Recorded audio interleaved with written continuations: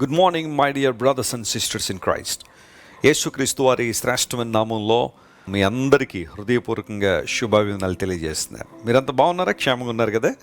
ప్రతి ఉదయాన్నే మనం లేచిన తర్వాత ప్రార్థన చేసుకుని దేవుని లేఖనాలను పఠించిన తర్వాత ప్రతిరోజు మనం లేఖనాలను పఠించాలి. దేవుని వాక్యం చదవాలి. దేవుని వాక్యమే మన పాదాలకు దీపము, మన త్రోవలకు వెలుగునై ఉన్నదని కీర్తనకారుడు చెప్పినట్టుగా మన త్రోవల్లో వెలుగును మనం చూడాలంటే దేవుని లేఖనాలను పఠించాలి. దేవుని లేఖనాలను, వాక్య సందేశాలను మన హృదయంలో పెట్టుకోవాలి. వాటి ప్రకారం మనం నడవాలి. అప్పుడు దేవుని యొక్క కార్యాలు స్పష్టంగా మన జీవితంలో చూస్తాం. ప్రతిరోజు మీరు ఆత్మలో వర్ధిల్లాలని, దేవుని చిత్తంలో కొనసాగాలని మీకోసం పట్టుదలగా ప్రార్థన చేస్తున్నాము. క్రైస్ట్ టిప్ సెంటర్లో ఉన్న మీ అందరూ కూడా జాన్ వెస్లీ ఇంటర్నేషనల్ మినిస్ట్రీస్ ద్వారా వాక్యం ద్వారా బలపడుతున్న మిమ్మల్ని అందరినీ దేవుడు మరింత గొప్పగా దీవించాలని మీకోసం పట్టుదలగా ప్రార్థన చేస్తున్నాం. ఈరోజు వాగ్దానంగా పరిశుద్ధ గ్రంథాలు తెరిచి 104వ కీర్తన 31వ వచనాన్ని చదువుకుందాం. Psalm 104 and we'll study 1. యెహోవా మహిమ నిత్యముండునుగాక, యెహోవా తన క్రియలను చూచి ఆనందించునుగాక. The glory of the Lord shall endure forever. The Lord shall rejoice in his work. దేవుడు తన పనులను బట్టి ఆనందిస్తారట. ఆయన క్రియలను బట్టి ఆయన ఆనందించువాడై ఉన్నాడు. యెహోవా మహిమ నిత్యము ఉండును. మీలో ఎంతమంది నమ్ముతున్నారు? మీలో ఎంతమంది విశ్వసిస్తున్నారు మన దేవుడు మహిమ గలవాడని? Praise the Lord. Our God is the God of glory.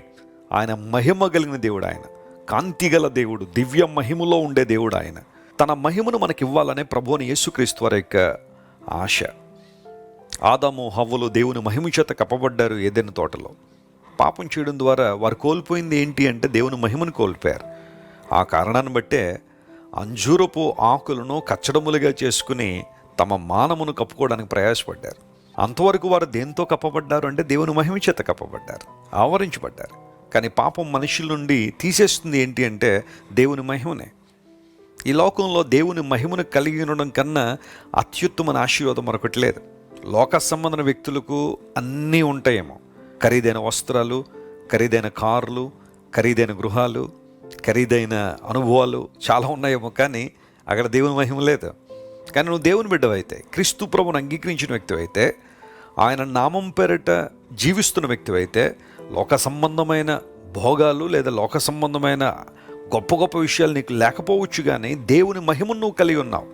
That matters most. అది స్పిరిచువల్ రియల్మ్లో, ఆధ్యాత్మికమైన పరిధిలో చాలా గొప్ప విషయం. అది దేవుని మహిమ మనం కలిగి లేకపోతే మనం కేవలం ఒట్టివారమే లేదా కేవలం మట్టివారమే. కానీ దేవుని మహిమే మనలను దేవునికి దగ్గరగా చేరుస్తుంది. మన దేవుడు మహిమ గలవాడు. యోహాను భక్తుడు ప్రకటన గ్రంథాన్ని రాస్తూ ఏమంటాడంటే, మనలను ప్రేమించుచు మన పాపముల నుండి మనల్ని విడిపించిన దేవునికి మహిమ యుగముల పర్యంతం కలుగునుగాక అన్నాడు. దేవుడు మహిమ గలవాడు కాబట్టి, యేసుక్రీస్తు ప్రభులో మహిమ ఉంది కాబట్టి ఆయన తన ప్రేమను మన పట్ల వ్యక్తం చేశారు. రెండవది, మన పాపముల నుండి మనల్ని ఏం చేశాడు? ఆయన విడుదల చేశారు. ఎందుకు పాపము నుండి విడుదల చేయాలంటే, పాపంలో జీవించే ఏ వ్యక్తి కూడా దేవుని మహిమను పొందలేడు, ఆయన ప్రభావంలో కొనసాగలేడు. యేసు ప్రభువారు నీ కోసం, నా కోసం సిలువ మీద మరణించి తన ప్రాణాన్ని మన కోసం అర్పించి, క్రయధనముగా ఆయన తన రక్తాన్ని మన కోసం కార్చి మనల్ని ఎందుకు విడిపించారో తెలుసా? మనందరం కూడా దేవుని మహిమతో నింపబడిన వారంగా ఉండాలనే దేవునికి ఆలోచన.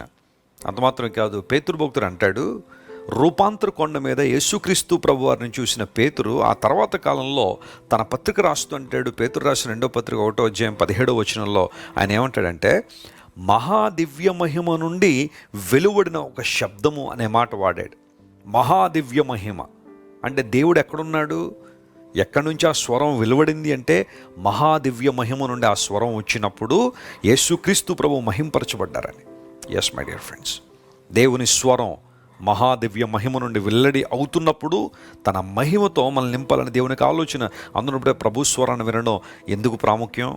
దేవుని వాక్యాన్ని వినడం, లేఖనాలు వింటున్నప్పుడు మన జీవితంలో జరిగే కార్యం ఏంటంటే, మహాదివ్య మహిమ నుండి వినబడుతున్న స్వరము మనలను మహిమతో నింపుతుంది. Praise the Lord. Don't neglect to hear God's word. దేవుని మాటను వినడం ఎప్పుడు కూడా నిర్లక్ష్య పెట్టకండి. మహిమతో నింపబడినప్పుడు దేవుని కార్యాలు స్పష్టంగా చూస్తాం. అంతమాత్రం కాకుండా ఆయన తన క్రియలను చూసి సంతోషించేవాడు, ఆనందించేవాడు. నీ జీవితంలో నీ పట్ల దేవుడు కార్యాలు చేయాలని ఆశిస్తున్నాడు, తన క్రియలను జరిగించాలని కోరుతున్నాడు. క్రియ అనే మాట ఇంగ్లీష్లో యాక్షన్ ఆర్ డీడ్ అనే పదాలు మనం చూస్తాం కదా. మన దేవుడు పని జరిగించే దేవుడు. ఆయన సోమరుగా ఉన్న దేవుడు కాదు. ఆయన ఒకచోట నిశ్చేష్టుడిగా ఉండిపోయే దేవుడు కాదు. ఆయన పని చేస్తూనే ఉన్నాడు. నా జీవితంలో కార్యాలు జరిగిస్తూనే ఉన్నాడు. ఆయన అద్భుతాలు చేస్తూనే ఉన్నాడు. ఎప్పుడూ కూడా విశ్వాసంలో బలహీనపడద్దు, నిరీక్షణలో వెనకకు జారిపోవద్దు. నీ దేవుడు నీ కొరకు పని చేస్తున్నాడు. ఆయన నీ జీవితంలో మేలు చేయాలని కోరుతున్నాడు. నీ ప్రతికూల పరిస్థితులను అనుకూలంగా మార్చినట్లుగా, నీ ప్రార్థనలను దేవుడు స్తుతిగా మార్చినట్లుగా, నీ ఉపవాసములను మనోహరమైన పండుగలుగా మార్చినట్లుగా దేవుడు తన కార్యం జరిగిస్తూనే ఉన్నాడు. నమ్మగలవా? విశ్వాసం ఉంచగలవా? ఆయన నీ పట్ల చేస్తున్న కార్యాలను చూసి దేవుడు ఆనందపడతాడు, సంతోషపడతాడట. ఎందుకంటే తన ప్రజల జీవితంలో అద్భుతాలు చేయడం దేవునికి చాలా చాలా ఇష్టం. ఇశ్రాయేలీయులు యోర్దాను నది ముందు నిలబడిపోయారు. ఆ నదిని దాటితేనే కానీ కనాన్ దేశంలోకి వెళ్ళలేని పరిస్థితులు ఉన్నప్పుడు దేవుడు తన క్రియను వారి పక్షంగా జరిగించాడు.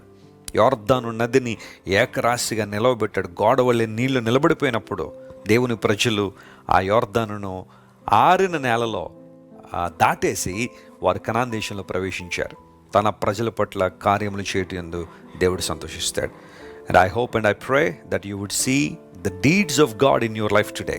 ఈరోజు దేవుని యొక్క క్రియలు, ఆయన కార్యములు నీ జీవితంలో స్పష్టంగా జరుగును గాకని దేవుని సేవకునిగా ప్రకటిస్తున్నాను. ప్రార్థన చేసుకుందాం. ప్రేమగల తండ్రి, గొప్ప దేవ, నువ్వు మహిమగల దేవుడు నాయన. నీ మహిమ నిత్యము ఉండేది ప్రభు. ఒక వారం, ఒక నెల, ఒక సంవత్సరం ఉండి గతించిపోయే మహిమ కాదు ప్రభు అనేది. నీ మహిమ నిత్యం ఉండేది కనుక నీకు స్తోత్రాలు.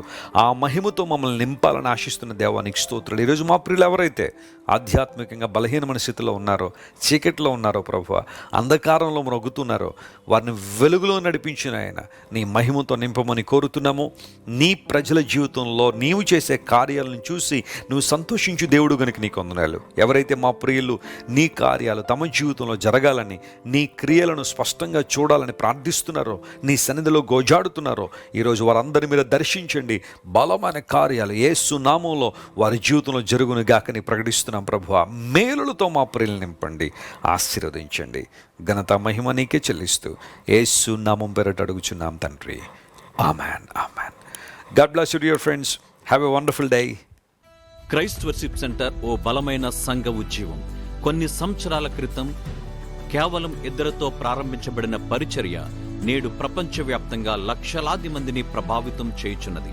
రాజమండ్రి, సికింద్రాబాద్, బెంగళూరు, నెల్లూరు, దుబాయ్, బహ్రైన్, కరీంనగర్, విశాఖపట్నం, గద్వాల్, కొవ్వూరు, మలకపల్లి, శ్రీలంక, భూటాన్, అడ్డతీగల, పాలమూరు, ఒంగోలు, బళ్ళారి, కోరుకొండ, పోతవరం, నల్లజర్ల, వెంకటరామయ్యగూడెం, మచిలీపట్నం, ఇందిరానగర్లతో పాటు అనేక గ్రామాల్లో క్రైస్ట్ వర్షిప్ సెంటర్ ఆరాధనలు జరుగుచున్నవి.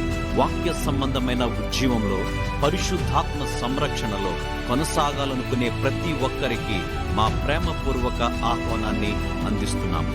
రండి, ఆత్మతో సత్యముతో ప్రభువైన యేసు క్రీస్తును ఆరాధిద్దాం.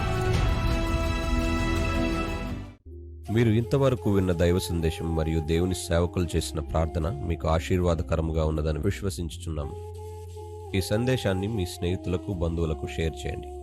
మీకు ఏదైనా ప్రార్థన అవసరత ఉన్నచో మా ఫోన్ నంబర్లకు కాల్ చేయండి. దేవుడు మిమ్మల్ని ప్రేరేపిస్తే విశ్వాసంతో సాగుచున్న ఈ పరిచర్యను ప్రోత్సహించండి.